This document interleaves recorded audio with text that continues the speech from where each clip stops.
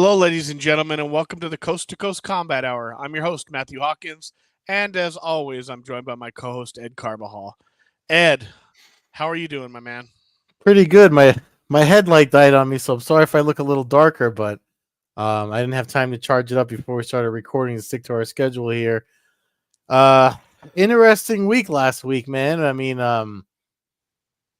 Before we talk about UFC 307, we got to talk about the elephants in the room, or the elephants that said they were going to be in the room and then they weren't. With Bellator and ONE Championship canceling the Atlanta event, which I was thinking about going to, and now I don't need to think about it anymore because they moved it to Bangkok. I don't know what the fuck we're doing here anymore, Matt. I mean, it's you got the two people that think they're number two in the sport, canceling events, and at least ONE Championship. I'll say at least I know we got a lot of ONE Championship fans that listen to this podcast, but at least they gave a sort of a reason versus Bellator, which is just a PFL, really. There is no more Bellator, and they just said we're canceling it. And if you want to buy tickets to a next PFL event, you get a 2-for-1 special, which is not a good sign if you listen to the king of the Vince McMahon of MMA right now, Dana White, say, that's a surefire sign of you're losing money if you do deals like that. Yeah, I was going to buy a 40 on the way home from work today so I could pour a little bit out for Bellator, because I think probably this will be the last time, at least that I intentionally bring up their name again. As far as I'm concerned, after this run, Bellator is dead. I'm going to remember the memories of all the good times, but I feel like I'm going to I get invited to a funeral to pay respects, and then when I show up, I just hear people making fun of the dead guy. I feel like that's what we're getting right now with Bellator. It feels like it's slap in the face. It's mediocre cards. I mean, they should have canceled the last one when they tried to give us what Liam McCord is the main of. I don't even remember what the card was. The championship series that had no championship fights on it. That great event that they threw at us a month ago. It's sad. I mean, I guess I'm going to try to come off like a comedian here, but I guess Don Davis is right. PFL is definitely the number 2 in the MMA world. I mean, they're shit. All they've done is ruin Bellator. They ruined their organization right now. Credibility. There's no way they're selling tickets anywhere. Got the heavyweight fight coming up in a couple weeks. I imagine that'll be a giant financial struggle, and I look forward to hear. All right, I don't look forward to it, but I expect to hear come 2025 that they're in financial hell and sponsors are pulling out. I don't. What are they offering? Yeah, I honestly, I don't know how they. I mean, I know they do investment round funding for their seasons every season, but how are you going to sell that to investors for 2025 when you've absorbed this other name that you're trying to sell as like they're part of us. You definitely have their roster there, but something tells me those contracts are probably easily breakable. Like how do you get me to, as if I got money out my ass, how do you get me to invest in 2025 when you just pull the plug on 2 events and you're throwing this big super event that you're saying I don't know how that's supposed to be a marketable thing, that it's costing more than the Sphere, something that costs more. I mean, like you look at a filmmaker like, I got a shout out to Jersey boy Kevin Smith. His claim to fame is because he made a movie for he's shown himself to be someone that can make movies with a small budget, and he can produce something that people will want to see. This is the opposite of that. So I don't get where the logic is. I don't think Peter Murray and Don Davis are having conversations with each other. It looks like they're just, going through the motions and just saying, "Look at me, I this is my thing," and that's it. I don't get what's happening with what they're doing. I don't get it either. I don't know. I mean, there's no way that. Where's HBO come into this? Didn't HBO have a deal with Bellator, or was I dreaming something? So I guess they probably had to pay back HBO some money for not broadcasting events and living up to their side of the contract now. And I mean, what was there was no reason given, right? So I'm just going to take and assume that's because nobody is buying any tickets. Because first of all, now you've ruined that. Because Bellator can come back in 3 months to San Diego or LA. I won't buy a ticket. Maybe the day of, if there's a good fight, but you're not getting my money ahead of time. Yeah. You know, like I'm not planning. I'm not booking a hotel room. I'm not booking a flight. I flew all around this country watching Bellator, from coast to coast. You know, like I don't as a fan, not as a paid person, as a fan. You know, so I'm not going to do it anymore. You know, like we had Sean Wheelock on a couple years ago talking about how you can have faith in BKFC as long as you see events and other organizations, as long as they have events on the schedule and they're constantly putting them out. So that's why I'm not too worried about ONE. If ONE never comes back to the United States, sure, some fans will miss out on getting the chance to see kind of the spectacle that they put on. But the reality is I'll be okay with that. If it just becomes Muay Thai in Bangkok, then that's what it becomes. And I'll watch it when there's exciting fights with people that I recognize names, but this is we have so there's nothing on the calendar. I mean, they're supposed to do apparently New Year's Eve-ish show for Japan. If you're Ryzen, are you partnering with these people?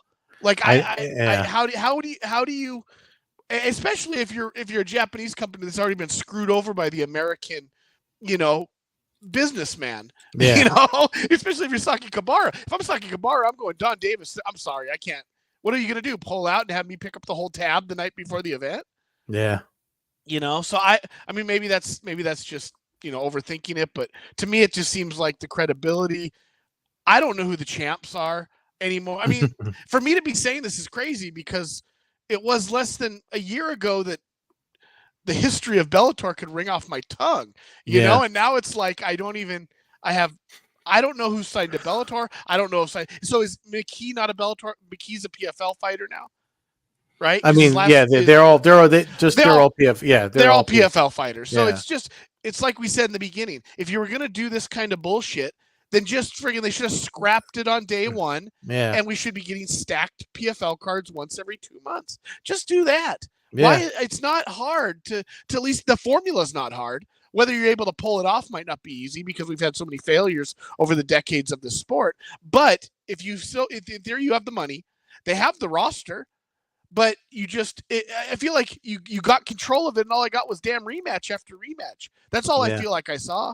I feel like I saw Moldavsky versus Vassell about 19 times. That's all the recollection I have basically of Bellator over the last year. So they canceled the Paris and the Chicago event. It was like 2 weeks. We mentioned it briefly on the podcast, and then last week we get the Bellator Paris event is canceled. And I think that was supposed to be Edwards and Johnny Eblin rematch, talking about rematches, and they're like, okay, that's just being moved to this October 19th card, or they're throwing it on the October 19th card. I forget because they're so goddamn confusing. Were we ever told why that fight was moved? Now call me a conspiracy theorist, but I'm believing they moved Eblin off the card because they didn't want to pay a champion to be on that card, likely because they sold $12.42 in tickets. That's probably it. Even in Ireland, that's probably what happened. And the ticket thing makes more sense than what I was thinking today, and this is why I'm glad we do what we do every week, dude. Because what I was thinking was, okay, you have your super fight. You want to sell it as a pay-per-view. All you have on the card is Ngannou, Fajeda, Pacheco, Cyborg. That's 2 fights. Well, there's the McKee Hughes fight's good. The pay-per-view, but that was supposed to be in Chicago. Correct.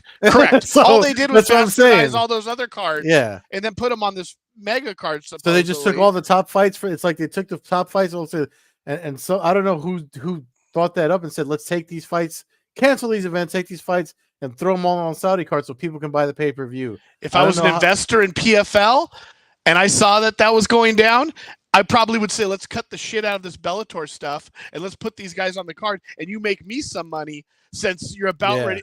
Like that's what I would think. It feels to me like investors were like, hey, you can pull the plug on Bellator. If this PFL card shits the bed, then again, all speculation. Yeah, You know, and that's the thing though. Like you have to wonder, especially with the last 2 seasons of PFL, where do we where what if I'm an investor? I mean, when you invest in something, you're looking for a return on that.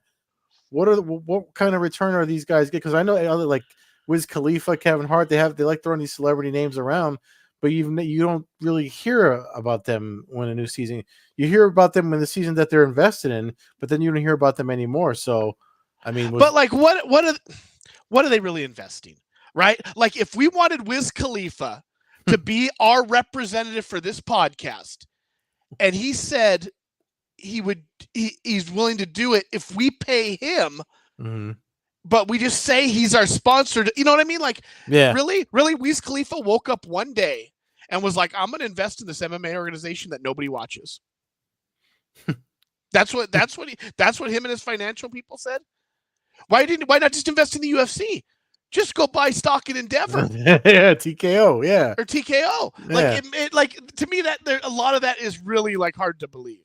Like, if you told me he was just some business trillionaire who was looking to throw money here and there and trying to get lucky, that's one thing. But this dude, really? I mean, maybe he's like a totally rich billionaire rapper, but I feel like a lot of these guys end up, not in the best shape when they get into their 60s and 70s. It's just like athletes, they burn through their money and then they don't. Yeah. So I don't know, but and maybe he's not. Maybe he's responsible. But holy shit, like I just have a hard time. Kevin Hart seems to be really busy, pretty busy. He's on a ton of shit. He woke up one morning and was like, "Dude, where can I throw a bunch of cash?" Mm-hmm. Come on, with no return. Oh, by the way, what do you guys? Let me see your books. What do you sell for arenas? Oh, we sell $2,000 in tickets. I mean, seriously, like I wouldn't invest in PFL. So, and then the other thing is you have to question, and I'm glad Larissa.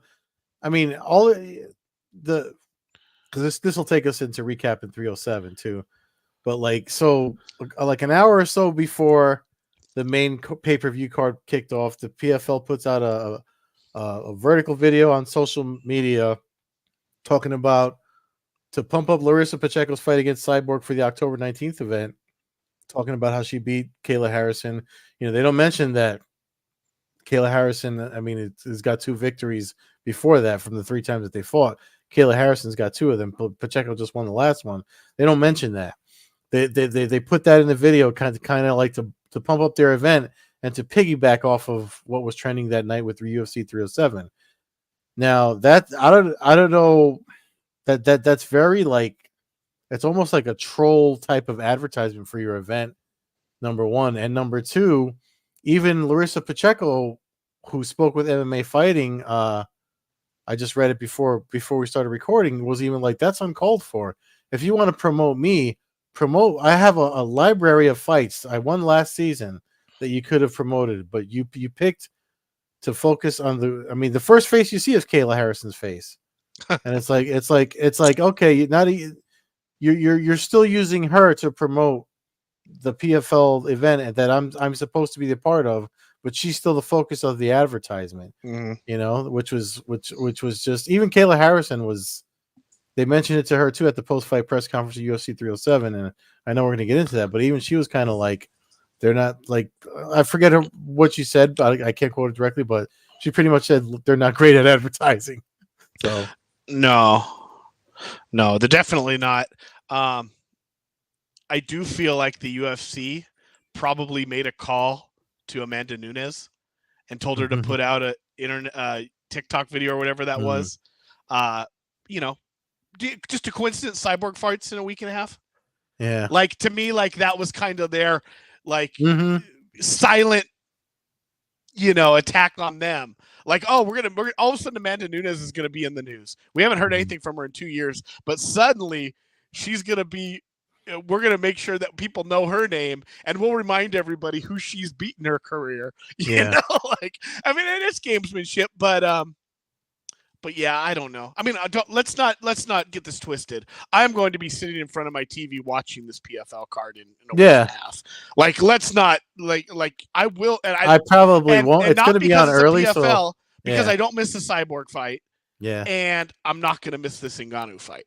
Like, that's why. Like, the person I'm not missing is Cyborg, if I miss the Ngannou fight, okay, it is what it is. Cyborg to me has earned Yeah, my must see. respect as far as like it's must see until Yeah. she retires. And let's be honest, we're gonna get into 307. If she could cut to 135, she'd be the champ for the next decade until she's 50 in the UFC. Right now, 100%. So with that said, why don't we jump into 307, because it was an entertaining card, had some good fights, had some ups and downs, and some drunk judges. So and some shenanigans, some always, officiating shenanigans for sure. Yeah, odd calls on the judges. One weird referee early on in the card. I'm not. I wasn't surprised that we didn't see him for the rest of the night after that. But yeah, man. I mean, I don't. We might as well, because we were talking. We used. Why don't we just jump in the Kayla Harrison fight, because we kind of led it with her anyway. Harrison and Penn and Jesus Vieira, yeah. Well, I mean, Harrison did a lot of what I thought she would do. She did use some elbows. She landed some really nice elbows. Yeah. I mean, skull cracking elbows that made you kind of sit up in your seat and go, "Whoa!" That like is her orbital still still intact? But Vieira's obviously, she was number 2, so like it's hard to go like you want to a finish, but I feel like with Ronda Rousey, even though it was submissions, it was like her goal from the minute that bell started was to finish her opponent. Mm-hmm. And I don't necessarily see that with Kayla Harrison. I feel like her strategy is more just control, hurt her, but maybe not have the tools to knock anybody out standing, and not enough tools to actually submit anybody on the ground. I can't even recall her generally, other than early in her career. I don't remember many submission attempts. It feels like when she gets position, she uses it to try to hurt her opponent with punches or elbows, which is fine. Well, she got a good number of submissions early in the days. But I think what she's trying to do, as because she is a perfectionist, I think it was the 2018 when she was on the undercard for the 2018 PFL that she won, and she was like super, like visibly emotionally upset that she didn't perform well with her striking, and that there was kind of a repeat of that. If you watch her post-fight interview with Megan O'Leary on the ESPN MMA YouTube channel, O'Leary kind of like noticed that too, about how she was kind of like afterwards, because I mean, if you look at, she's been in the sport a very short time and she's accomplished a lot, and the fact that she's trying to traject herself to a UFC title shot now, I think what from my perspective was, and this is again what we just said about the division, she's gonna have a hard time.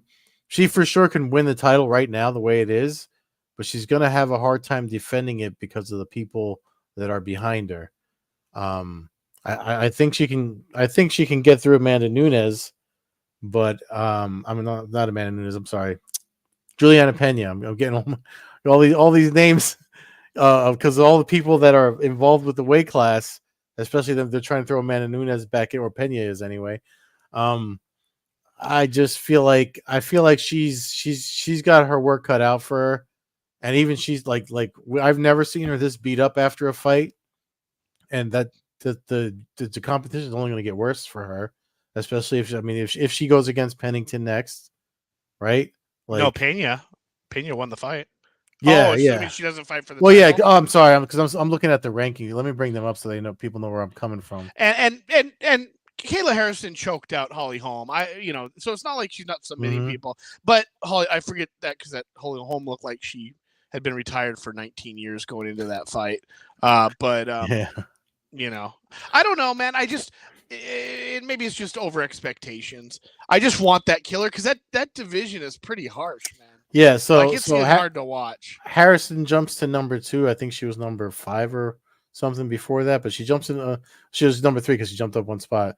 Vera goes down to number 3, and so Harrison's at number 2. Pennington is above her. So I don't know. I mean, if I'm Harrison on the team, I would say Pennington before the title, just because you're going to have people. I mean, marketable. The UFC machine probably wants Harrison Pena because that's a more marketable fight. Even though Juliana Pena keeps on mentioning Amanda Nunes, I don't know how much that dancing video Nunes put out. I doubt. I mean, why? How are you going to tell Dana White to call you? You should, if you want to get back in there, you should be calling him. Yeah, I think it's all just either her ego or somebody told her to put out a video now that she's sees Cyborg's got a fight coming up. I just believe that that's a big part. Now, see, I think Harrison's next fight's for the title unless Nunes comes back, because I don't think that they're going to put her ranked number 2 and then have her sit around. I also don't expect I mean, when do we think Pena's going to fight again? That's her 16th fight in 14 years. Yeah, she's on that Yair Rodriguez schedule. Yeah, so okay, maybe we'll see her in June. Is Kyla Harrison want to go on does she want to go on the shelf for 6 months? I mean, obviously for a title fight, she does. She's definitely somebody that wants to fight for a title fight. Yeah, but I imagine you'd wait that. But I just, I don't know. The whole division is in need of. That's why I want to see Harrison be so dominant, because I want that. I feel like that division needs a dominant champion who just goes through and really hurts people for a couple years, and maybe not. When I say hurt them, I mean finish people and become must see. You're not must see if George St. Pierre was must see early in his career. As he got older, his fights, you watched him because he was George St. Pierre, but you never went back and watched a replay of him. Yeah. There needs to be viral moments. There needs to be that kind of things to help really, I think, spark some of these divisions. And I think that that's one of them, because I just don't, there's nobody on that list that's must see in that whole division. I got to bring it up again. Unless you count Kyla Harrison must see, there is nobody else. Who else are you stopping doing anything to go watch fight? Yeah. Oh wow. And that's just the truth. They still have Jermaine Durandamy. Didn't she have a baby or something? She hasn't fought since the Trump was president last time. Again, I mean, Dana White was calling out the rankings folks last week or 2 weeks ago too. And I mean, he's been saying a lot of shit I've been agreeing with lately that I'm kind of like. I mean, Miesha Tate's number 11. She's probably the only one because of she's Yeah, you get my point. But if you missed a Yeah. Miesha Tate fight because you're bar hopping with the boys on a Saturday, it's not like you sit at home and be like, "Damn, I really dropped the ball on that one." It's just the Irene truth. Aldana, I like her. I like Peyton. No, I'm just going through it all. I mean, but overall, none of those are headlining a pay-per-view. Any combination of that doesn't headline a pay-per-view. Even the worst pay-per-view of the year, none of those headline. Yeah, if they do Pena Harrison, it's going to be a co-main against something. It's going to be on a card with 3 title fights. Yeah. It'll be the Durandamy thing. I mean, that's all you can do. Yeah. It'll be Edwards, or it'll be Bilal fight. It'll be her fight, and it'll be, Pantoja. It'll be a triple card like that. That's what you'll end up getting. And it might be December, because that's the other thing. We're less than 2 months out from a pay-per-view, and there's no headliner. Tickets haven't gone on sale. Yeah. UFC seems to be becoming a trend at this point. I don't know. I don't know if I don't know, because Harrison took a lot of damage, and then obviously it came out this week that she had some issues making that fight's not happening in 2 months. The same thing that people are talking about Aspinall and Pereira in December. Are we acting like December? Well, Pereira said flat out afterwards. He said the first thing he said to Megan O'Leary was, "I want to keep fighting, but I need a break." He said it. He was flat out was like, "Yeah, I need a break. I need time off." Yeah. I mean, he's been the fucking guy has fought 3 times, right? 3 times this year. 3 times in 7 months. Yeah. What are we? 9 months, 3 times. I mean, that's what we were told that they're supposed to be. That's what we'd be getting if the roster wasn't 1,000 and it was 350 instead. I don't know, but the main event. I mean, we're talking about Pereira. Obviously, he picked up the win over Cleo Roundtree. Roundtree did well. Yeah. I would have loved to see a takedown attempt, just because to me, that's the never know now. Like we'll never know what would have happened if Roundtree would have tried to just get him down, and not even get him down. We don't even know if he could because he didn't try a single time. So that's kind of disappointing in a sense, but it's good. We got what I thought. I didn't think he'd last as long as he did. And boy, when it was all said and done, he he took it on the chin with at least the physical damage. But I mean, he had his moments in that fight. I mean, he actually on the scorecards, he actually won the first 2 rounds. Yeah, he was up on all 3 cards going to the fourth round. You know, was it his fight that they said he didn't train at elevation? There was one of the fights, maybe I can't remember if it was him or maybe it was Pena. It was Pena. Yeah, like chose not to train at elevation. And it's like, you know, you gotta question that. Like, what why do you not? This is even mile high. You're higher than Denver. Why would you not? You know, I don't know. Maybe it's just people hear Salt Lake City and they don't necessarily think like the mountains or something. I don't know. But it seems to me like that was a mistake not to at least get there early and acclimate to the, you know, to the difference. Because I can't imagine. I mean, you know, you go high elevation, just trying to play basketball for 10 minutes can take it out of you. I can't even imagine trying to get into a fight, fight for 30 minutes, you know, or 25 minutes. So, you know, some of the downs from the card, the Aldo loss sucked. Batista, that was part of the bullshit judging, right? That I feel like Aldo, I jinxed it on Friday or last week when I said, you know, he's going to push him up against the cage and just, you know, hold him there.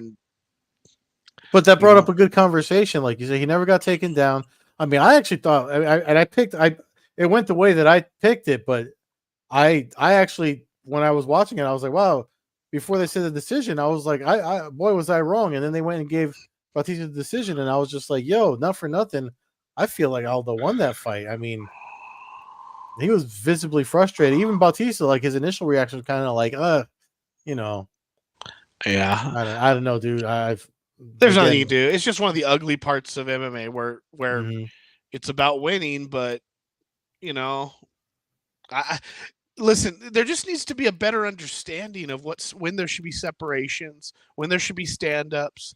There is none. It just being completely the discretion of a referee who has no real guidelines, to me, is a little bit. It opens the door for one. It opens the door for corruption and gambling, where guys like, well, I know this guy's a wrestler, so I'll just never make sure that I ever break him up. And hey, that referee's my uncle, and you know, he told me, you know what I mean? Like, I just, you know, I think of that kind of thing. It's like, you know, plus, I don't know, man. It's a fine line. I didn't like breakups and separations in the early days of the sport. But I think Caposa really kind of pointed it out best. When you're doing 5 or 3 rounds, and you're judging by that round, and you know, each round carries, you know, a 33 1/3% weight when you have a 3-round fight. There's got to be some kind of. You shouldn't be able to win a round by just holding up a guy against the cage. Like that can't happen. If it was a 30-minute fight with no breaks, then you don't break up anything. But especially in a fight where, not for nothing, and again, I had Bautista picked to win, but when you're getting like holding him against the cage is the only thing saving you from getting lit up. It's like because Aldo was throwing, like, I mean, not for nothing, Aldo was he was. I thought I was going to get that second round flying knee knockout. Yeah. Chin checked him a couple times with that knee in the second round. Dude, like, yeah, he was on fire. I was just, I don't know, man. But like you said, I mean, it was, you know, what Dana White even said, it was atrocious officiating that night. So, but you know, that's the thing about the athletic commission. You can't, you know, the referees and everybody's, they're supposedly to have no control over. I think they just have more. I think they have more sway based on the wherever they put events on. Like if that was in Vegas, Aldo wins that fight, you know. But whatever. Quite possibly. Stephen Thompson takes a tough loss in a fight he was looking pretty good. Never ends pretty. The sport never ends pretty. Rarely. At this point of his career, man, he's got his brain still. Seems still physically, you know. Didn't, you know, we're not looking at blown out knees and backs and stuff like that. It'd be nice to see him walk away. Maybe get one more fight if they want to do, you know, see, like there was a time where we go, let's do fight night South Carolina, let the dude headline it, Yeah. and have a farewell. And now it's like, well, okay, so he's going to get to be on the Apex card, and I mean, I don't know if he addressed it. I think he might have said it in one of the interviews before the fight, but he did turn down a fight when his opponent missed weight, and I mean, he was standing up for himself, and I feel like where he was placed on the card and everything, and the way this turned out, I wouldn't be surprised if they don't give him. I wouldn't be surprised if he winds up on an Apex card or whatever. I don't know how they play their games now, but if you did you watch the Vince McMahon documentary on Netflix? I did. A lot of parallels between the UFC and WWE, and stuff like that is shit. I mean, I don't want to see a South Carolina screw drop. You know what I mean?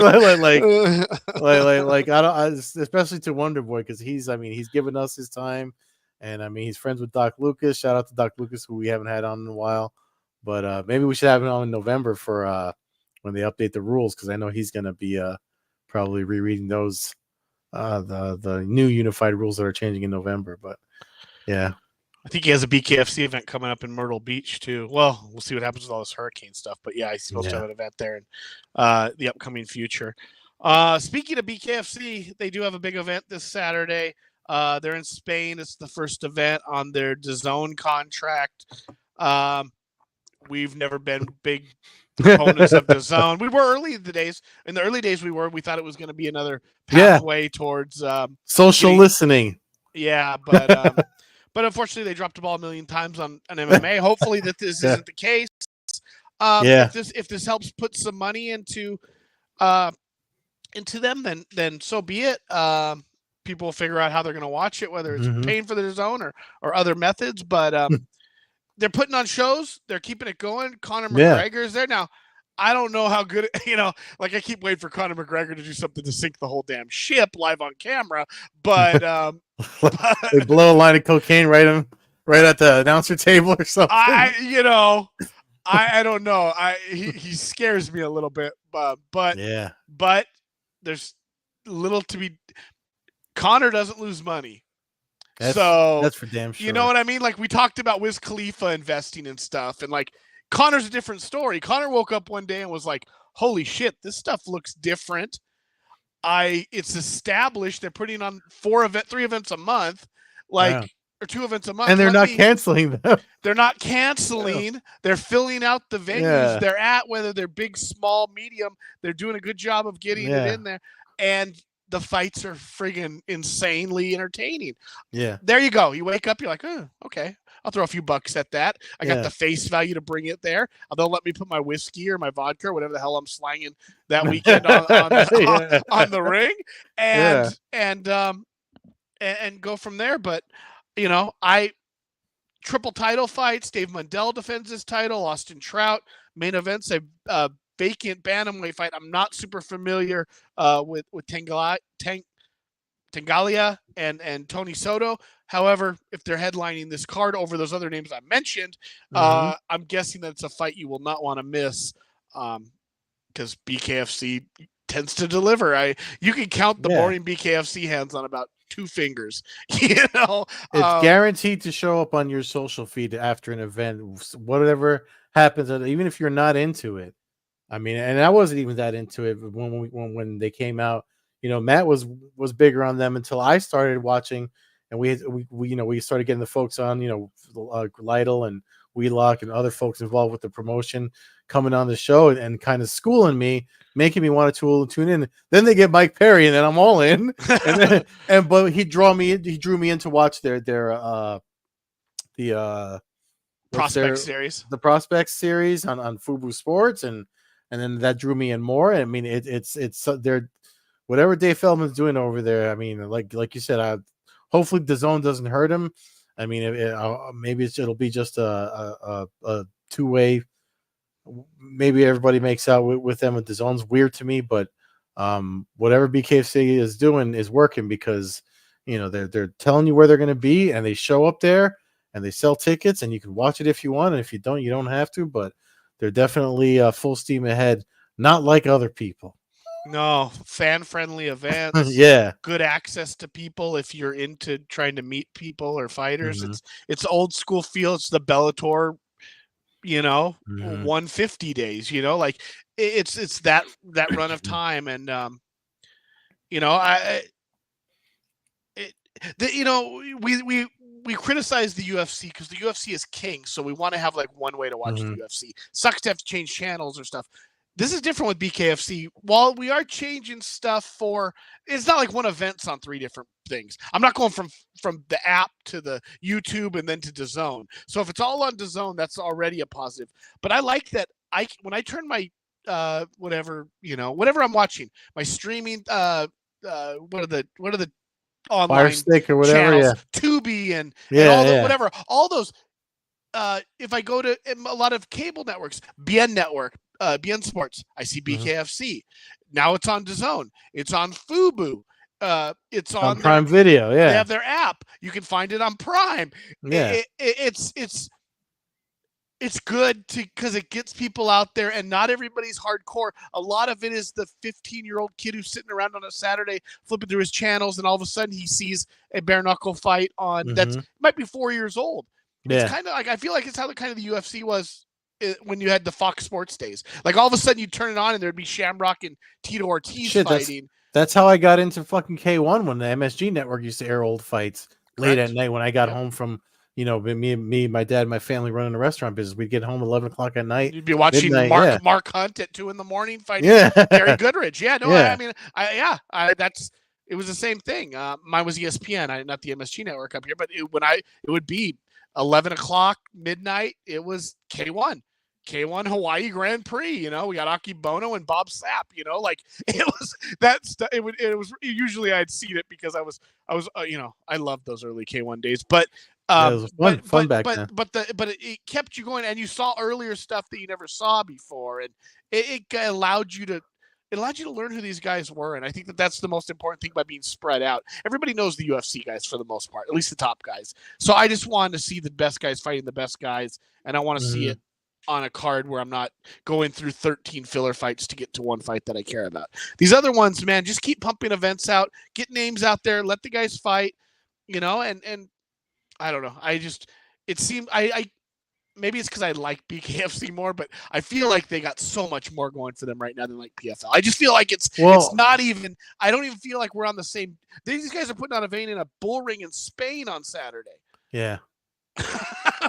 PFL has to pay for somebody to put their event on. Yeah. No, it's fun shit, and we need, before we even, because we got to talk about the UFC event this weekend, because former podcast guest Brandon Royval versus Tatsuo Taira's on that. But before we close out with that, I just want, you just said something that, I wrote an article about this stuff Dana White said after UFC 307 regarding the PFL, and I put a quote in there about about competition being good for business, from an author or something like that. But I mean, you really do need something. It can't just be, and it's cool.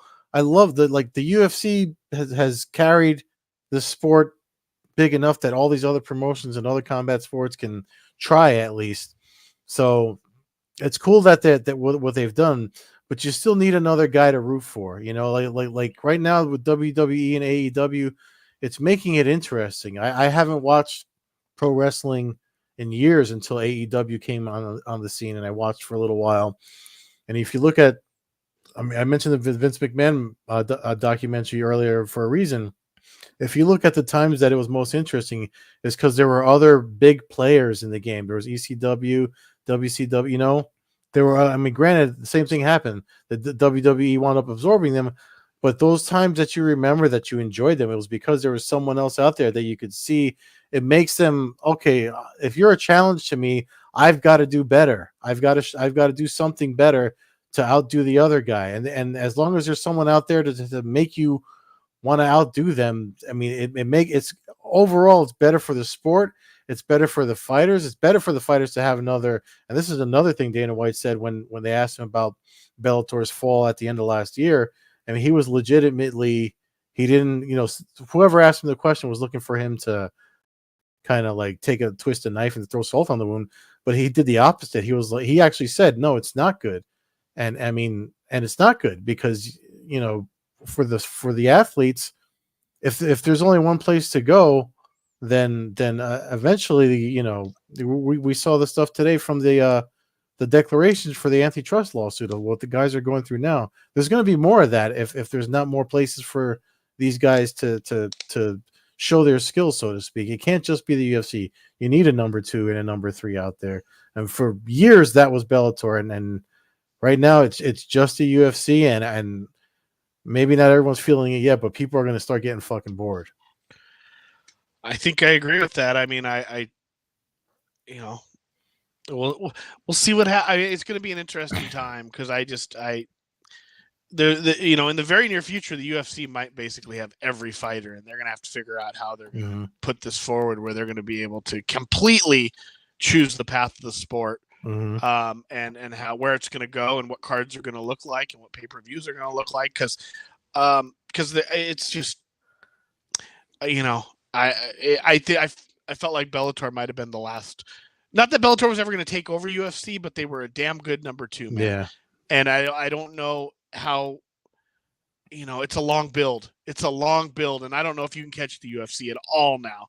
I mean, it took Bellator a while, and they were able to at least kind of put a dent into the market, but I don't even know if you could even do it now. When they started, UFC was still trying to get it out of their own way, so I don't know how and that's one of the things I wrote in that piece that I wrote on My MMA News about what Dana White said. One of the things I said, because it is an opinion piece, but one of the things I said, I mean, the UFC is at the point now where there's people already rooting for them to fail, but I don't think that they're at a point that they can't fail now. And the Sphere proved that, because everybody was looking for them to fail, and he just did a little better than breaking even. You know what I mean? So they really can't lose right now. No. Yeah, but I mean, so speaking of the UFC, their card this weekend, we generally don't do ESPN Plus card picks or anything like that. But again, Royval gave us his time. He's on the podcast, and he's got one hell of a fight in front of him with Tatsuro Taira. I mean, I actually don't want to make a pick about it. I just want to kind of put it out there, because this is one, again, shouldn't be on ESPN Plus. Needs to be on ESPN Red, but I know it's football season, and that's not going to happen. But fuck, man, this fight is going to be a fun one. It's going to be a good fight. I mean, I will make a pick. I'm going to pick. I'm going to pick Taira to win 16-0. I like Brendan Royval. He's a nice dude. Came on our show in the early days of his UFC career. I would love to see an undefeated Japanese fighter that's able to actually carry that on, though. With that said, like, to me, like, we talk about like where the sport's going, and I feel like we got to piece some of this together. And if we want Japan to be a player at all, like a big time UFC champion would be huge potentially. I mean, have we? There's never been a UFC Japanese champion, right? I mean, I should be the first one to know, but I'm just trying to. I don't they count Sakuraba from one of the tournaments early days? Tournament, yeah. Sakuraba obviously won the tournament, and so did a couple of the guys in UFC Japan won. I can't even remember his name, but yeah, a couple of the guys did in the tournament days. But I feel like, you know, you could have a cool event, even if it's UFC going back to Japan. I feel like there's a cool event potential with a Japanese champion headlining it. You know, you have the Chinese, you know, they dropped the ball not having, you know, I'm not a big fan necessarily of events going to China. I'll just say that. But when you have Chinese champions, it makes sense because it allows for a spectacle that could be really cool to watch and could be a cool moment in the sport, and maybe even help bring, you know, I don't want to be Rocky here, but help bring everything kind of together a little bit. If you have common likes, you know what I mean? Yeah. So that's why I think it's going to be a good fight, though. I think it's going to be a back and forth, this brawl card battle. But there's actually a couple of. I mean, we don't have to do picks from, but I just to run down. There's a couple of fights on the card that I saw that made me raise my eyebrows. Jonathan Pierce and Pat Sabatini is another one, especially for guys from the Northeast fans. Nico Price. and Themba Gorimbo, and Chris Barnett, who hasn't been around in a while, heavyweight bout against Junior Tafa. I feel like that should actually be higher on the card in my opinion, but it is what it is. So some fun fights, man. Definitely something. Definitely something worth checking out if you can check it out. But yeah, I don't want to. Royval. The only thing about Royval, I mean, his seems to be injury prone. That's my only concern with him. Yeah, no, I mean, I think it's going to be a good fight. I'm pulling for both guys, but for the storyline, listen, if Royval wins, they're definitely getting money that night. Yeah, like I mean, they're getting a bonus. And Royval's not that far away from another title shot. So if he wins, I'll be, shit. I was there when he fought his last title fight. I root for the guy, but there's a part of me that would just love the nostalgia of having a really good Japanese fighter, and it was the same with kind of Pavlovich. I like, although we had Khabib, so.